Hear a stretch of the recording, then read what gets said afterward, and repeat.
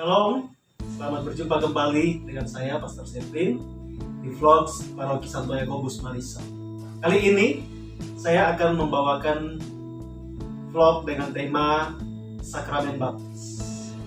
Nah, ada yang tahu apa itu sakramen?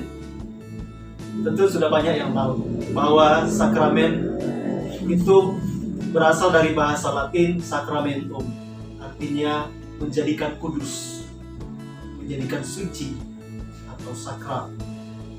Dalam bahasa Yunani, mysterion,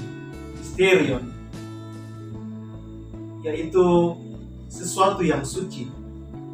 Nah, sakramen sebagai tanda sekaligus sarana kehadiran Allah yang diakui dan dipercaya oleh Gereja Katolik.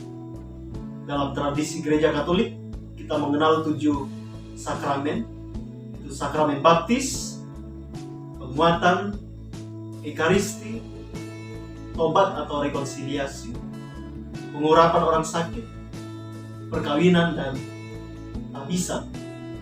Kali ini kita akan secara khusus membahas tentang baptis.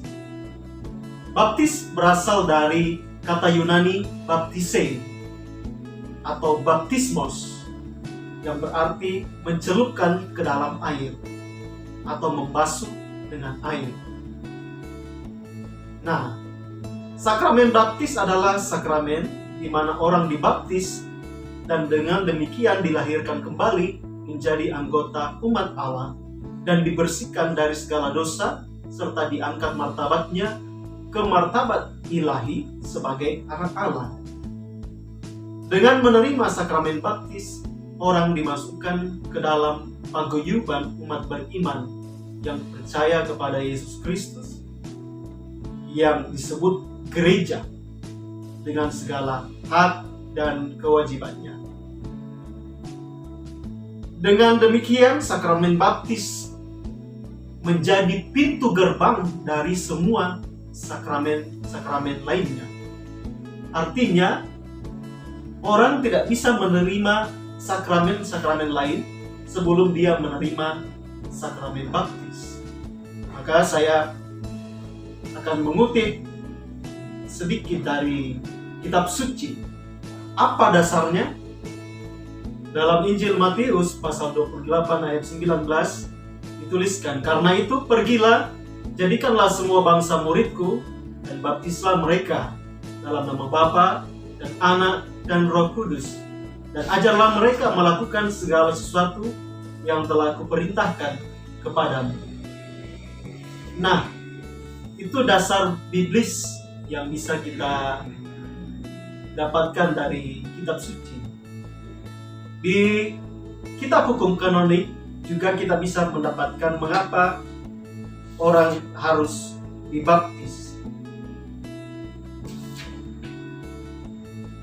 Kanon 867 dikatakan di sana, pada paragraf pertama, para orang tua wajib mengusahakan agar bayi-bayi dibaptis dalam minggu-minggu pertama, mereka sesudah kelahiran anaknya. Bahkan juga sebelum itu, hendaknya menghadap pastor paroki untuk memintakan sakramen bagi anaknya, serta dipersiapkan dengan semestinya untuk itu. Paragraf kedua berbunyi, bila bayi berada dalam bahaya maut, hendaknya dibaptis tanpa menunda-nunda. Jadi kita tahu sekarang mengapa ada baptisan bayi. Ya, karena kita tahu bahwa ibu yang baik tahu betul apa yang terbaik untuk anak-anaknya. Jika anak-anaknya minta pisang goreng ketika ibunya sedang menggoreng pisang, ibunya tahu bahwa pisang goreng itu masih panas. Tentu dia tidak akan memberikan kepada anaknya apa yang tidak baik. Begitu juga dalam sakramen baptis. Para orang tua dan wali baptis menyerahkan anak untuk dibaptis supaya ia mendapat pengampunan dari semua dosa, baik dosa asal dan dosa pribadi. Dia menjadi ciptaan baru dan dilantik menjadi anak Allah. Dia digabungkan menjadi anggota gereja yang merupakan bagian dari tubuh Kristus dan dimeteraikan secara kekal yang tak dapat dihapuskan. Maka sakramen ini memang menjadi tanda dan sarana yang menghadirkan karya Allah yang menyelamatkan dan menguduskan. Seperti selang. Kalau kita berdosa, ya selang itu akan ngadat seperti itu. Nah, sakramen baptis termasuk dalam sakramen inisiasi. Baptis, penguatan, dan ekaristi. 3 sakramen ini meletakkan dasar-dasar kehidupan sebagai anggota gereja. Dan baptis secara khusus menyatakan bahwa kita mati bersama Kristus. Manusia lama kita mati bersama Kristus. Dosa dihapus dan kita dilahirkan kembali menjadi manusia baru. Diangkat menjadi anak Allah dan diterima menjadi anggota gereja.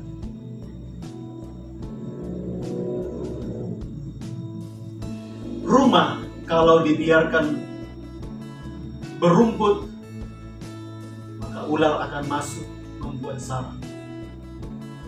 Oleh sebab itu, sejak dari kecil kita sudah dibiasakan untuk mengenal sakramen baptis dan memahaminya secara benar.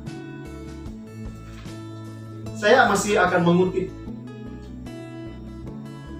kanon 849 dari kitab hukum kanonik bahwa baptis adalah gerbang sakramen-sakramen yang perlu untuk keselamatan.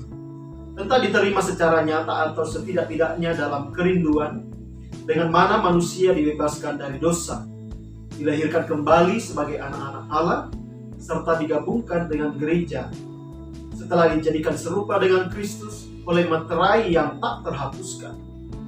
Hanya dapat diterimakan secara sah dengan pembasuhan air sungguh bersama rumus kata-kata yang diwajibkan. Maka dalam sakramen baptis ada yang disebut sebagai materai sacramentum dan ada yang disebut sebagai forma sacramentum. Materia sacramentum itu air bersih. Forma sacramentum adalah aku membaptis engkau, Yosef, dalam nama Bapa dan Putra dan Roh Kudus. Kanon 842 paragraf pertama mengatakan orang yang belum dibaptis tidak dapat diizinkan menerima sakramen-sakramen lain dengan sah. Dan paragraf kedua berbunyi sakramen-sakramen baptis, penguatan dan ekaristi Maha Kudus terjalin satu sama lain sedemikian sehingga dituntut untuk inisiasi Kristiani yang penuh. Inisiasi Kristiani yang penuh itu hanya berlaku untuk mereka yang menjalani masa katekumenat. Masa katekumenat ini ada 4 masa dan 3 tahap. Masa yang pertama adalah masa pra-katekumenat untuk para simpatisan. Jadi simpatisan itu orang yang baru belajar mengenal Kristus. Di situ ada tahap pertama, pelantikan menjadi katekumen. Kedua, ada masa katekumenat untuk para katekumen. Artinya di sana ada tahap upacara pemilihan sebagai calon baptis. Masa ketiga adalah masa persiapan terakhir untuk para calon baptis yang terpilih. Di sanalah diterimakan upacara sakramen inisiasi. Masih ada yang terakhir, masa mistagogi, yaitu pendalaman iman untuk baptisan baru. Jadi itu untuk mereka yang dibaptis dewasa, yaitu 7 tahun ke atas. Nah, saudara-saudara, baptis hendaknya dilaksanakan entah dengan pembenaman atau dimasukkan ke dalam air atau dengan pencurahan di dahi atau dituangi air. Nah, ini 2 cara. bagaimana orang membaptis dengan mengindahkan ketentuan-ketentuan dari konferensi para uskup. Tapi dalam keadaan darurat, siapapun dapat membaptis dengan maksud gereja membaptis.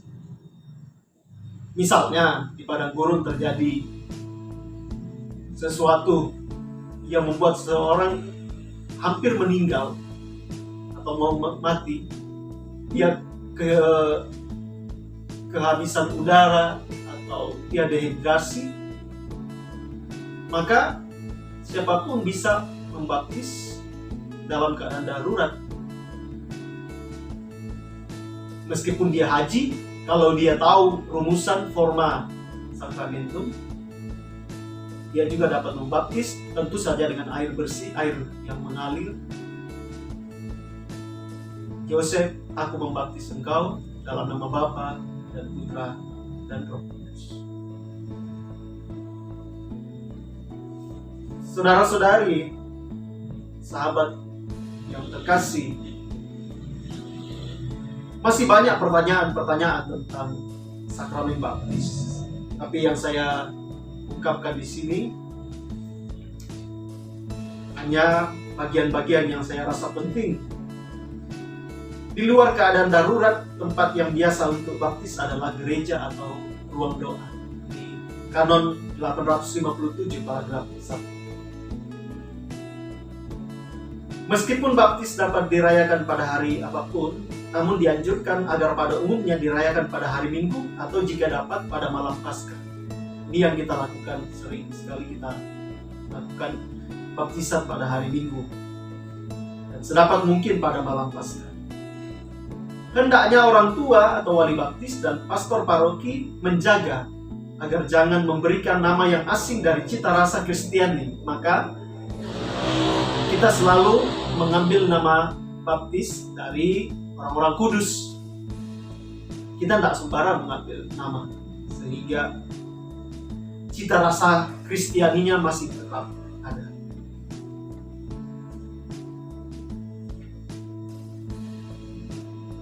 Mungkin masih banyak hal lain yang